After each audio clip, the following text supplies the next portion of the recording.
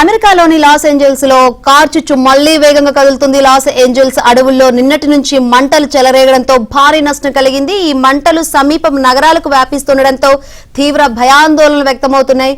Caustic సరస్సు సమీపంలోని కొండ ప్రాంతాల్లో మంటలు ముందుగా చెలరేగాయి. ఇతర ప్రాంతాలకు వేగంగా వ్యాపిస్తున్నాయి. దీంతో అధికారులు చుట్టుపక్కల ప్రాంతాలను ఖాళీ చేయిస్తున్నారు. 50,000 మంది నివాసాలు ఖాళీ చేయాలని అధికారులు ఆదేశించారు.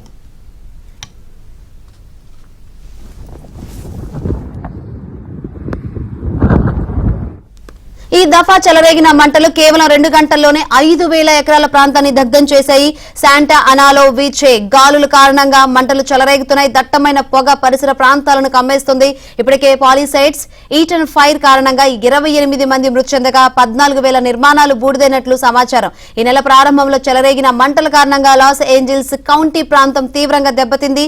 ఇప్పుడు శాన్ డియోగో ఓషన్ సైడ్ సమీపంలో దక్షిణాయన చెలరేగుతున్న మంటలు ఇంకెంత నష్టం చేకూరుస్తాయా అన్న భయాందోళనలు వ్యక్తమవుతున్నాయి. ప్రస్తుతం అక్కడ గంటకు 20 నుంచి 30 మైళ్ల వేగంతో గాలులు వీస్తున్నట్లు లాస్ ఏంజల్స్ వాతావరణ శాఖ తెలిపింది. విపరీతమైన గాలుల కారణంగా మంటలను ఆర్పడం అగ్నిమాపక దళానికి వైమానిక దళానికి ఇబ్బందిగా మారింది.